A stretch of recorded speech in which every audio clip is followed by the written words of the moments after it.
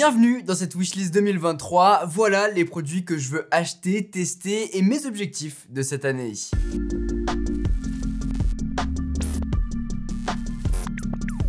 Hello, c'est Quentin. L'année dernière, j'ai réussi à cocher pas mal de cases dans ma wishlist. C'était une année incroyable, je suis super content. Maintenant, il y a toujours des produits que j'aimerais voir arriver, qui n'étaient pas encore là l'année dernière et qui le sont aujourd'hui. Et puis bien sûr, des nouvelles envies. Déjà, autour des voitures connectées, vos retours sur le lancement de la série ont été incroyables. N'hésitez pas d'ailleurs à aller voir la vidéo sur la Porsche Taycan Turbo S. Mais merci beaucoup, c'est fou. Le but étant de tester les voitures connectées qui me tentent, que j'aimerais éventuellement acheter en perso et finaliser la série avec l'élu, celle qui sera dans mon garage. J'ai déjà commencé à établir une liste, mais n'hésitez pas à me partager en commentaire les voitures que je devrais tester. Il y aura donc cette série sur la chaîne en 2023, mais je suis en train de réfléchir à d'autres concepts revisités. C'est d'ailleurs pour ça qu'il n'y a pas eu de vidéo pendant 2 semaines et que globalement les 2 prochaines semaines ce sera identique.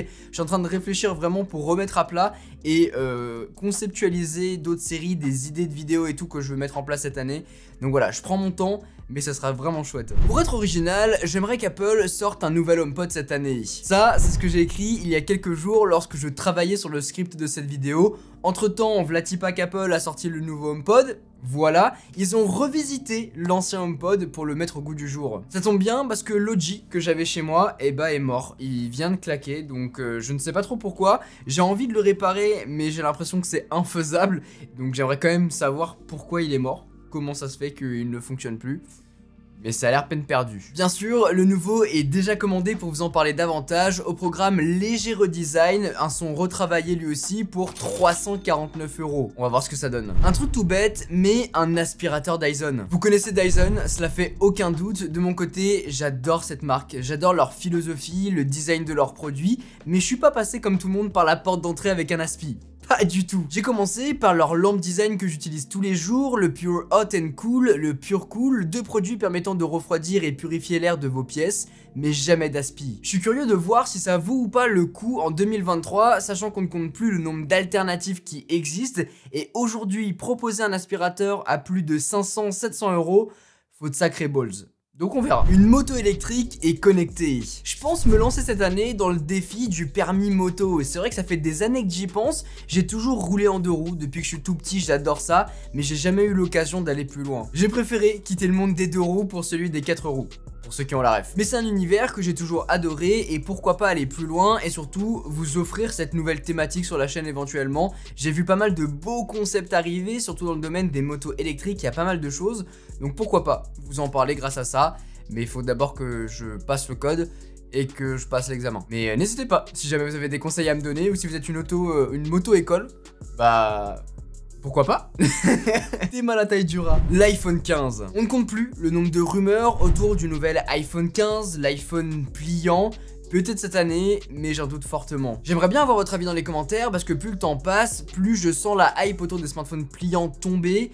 Et ça m'attire de moins en moins en fait. Je trouve qu'on a plus cet effet waouh, plus de nouveautés réellement impactantes dans ce domaine et je passe à côté sans trop me retourner, même si je guette les quelques nouveautés. Ce que je voudrais surtout voir sur ce nouvel iPhone, c'est un redesign qui viendra casser les codes. Apple a fait un gros pas au niveau de l'encoche, surtout sur le système d'exploitation derrière, mais il est temps de mettre un coup de pied dans la fourmilière et de bousculer tout ça. La période des smartphones atypiques est maintenant révolue, on a des pliants qui se ressemblent tous ou presque, des smartphones avec globalement les mêmes fonctionnalités, il est temps de voir débarquer un ovni, une proposition qui viendra bousculer le marché. Apple est très fort pour réaliser ça, là où la concurrence comme Samsung est très douée pour accomplir ce qu'on leur demande. Une entreprise qui crée des produits en fonction de ce que tu veux, ils sont à l'écoute et ajoutent des fonctionnalités pour améliorer leurs produits. Ils fabriquent globalement ce que tu veux et c'est génial. Apple a une toute autre approche en créant et développant un produit en fonction de ce qu'ils pensent être le mieux pour toi. Et c'est en faisant ça, je pense, qu'ils pourront nous surprendre mais surtout aller plus loin. Je vois bien aussi Oppo débarquer avec quelque chose de nouveau, je sais qu'ils aiment bien implanter au fur et à mesure des années certaines fonctionnalités,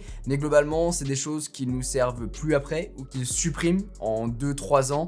Donc voilà, j'espère que cette année va être un petit peu un renouveau pour le monde des smartphones parce que c'est un univers que j'aime beaucoup, qui intéresse énormément de monde et vous les premiers.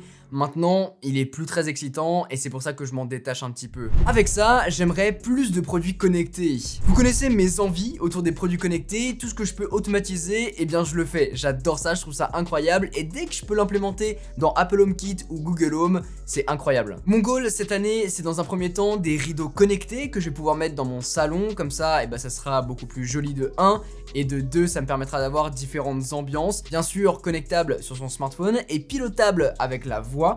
Mais donc ça c'est en projet, j'ai déjà repéré une marque, fait un devis, etc. Après j'aimerais bien faire d'autres petites choses autour d'une sonnette connectée peut-être, enfin bref des petits trucs et astuces. Je regarde, je reste à l'affût, dès qu'il y a une nouveauté, je cherche pour pouvoir vous la présenter bien évidemment sur la chaîne et puis décrypter avec vous ce genre de produit parce que c'est vrai que j'en vois pas énormément sur YouTube et moi c'est un domaine que je kiffe. Donc pourquoi pas. La Devialet Dione. Je vous disais dans mon setup télé 8K ultime que je pouvais pas encore utiliser mes Devialet avec mon lecteur Blu-ray 4K tout simplement parce qu'ils communiquent pas entre eux, ça ne fonctionne pas avec le AirPlay. Du coup j'étais en train de chercher des solutions, pour ça vous m'avez régalé dans les commentaires, vous m'avez donné plein de trucs et astuces dont plusieurs que j'ai essayé, malheureusement sans succès. Il y en a une que je voyais vraiment fonctionner mais finalement ça n'a pas été le cas, c'est connecter un câble jack vers optique entre les Devialet et la télé. Malheureusement il y avait beaucoup de distorsion, une latence de ouf, impossible de régler ça. J'en ai parlé à Devialet mais en bref ils m'ont dit que il fallait connecter des câbles RJ45 pour que les Devialet soient connectés câblés au réseau pour que peut-être maybe ça fonctionne sans latence. Au final, j'ai lâché l'affaire et je veux une barre de son. Dans le game des barres de son, il y en a énormément. La Devialet Dione est l'une des premières sur ma liste, mais il y en a d'autres. La Sennheiser Ambeo, je crois que c'est ça, qui a l'air incroyable aussi. Donc je me tâte, je regarde ce qui me tenterait le plus, mais c'est vrai que je pense qu'une barre de son connectée directement à la télé, je pense que c'est ce qu'il y a de mieux. À voir laquelle choisir. La Devialet Dione peut être un bon concurrent. Mais je guette les sorties là aussi et on verra si j'ai envie de mettre ce budget là cette année ou non. Un MacBook Pro M2. En plus du nouveau HomePod, Apple a levé le voile sur les nouveaux MacBook Pro M2, M2 Pro, M2 Max, du coup le nouveau processeur. Et ça fait un moment que je réfléchis à repasser sur un PC portable. Non pas que je veux délaisser mon Mac Pro, au contraire, mais c'est vrai que je me vois de plus en plus bouger en déplacement à gauche à droite.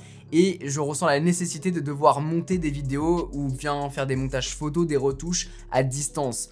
Je faisais ça à l'époque avec mon MacBook Pro que j'ai revendu pour acheter l'iPad Pro.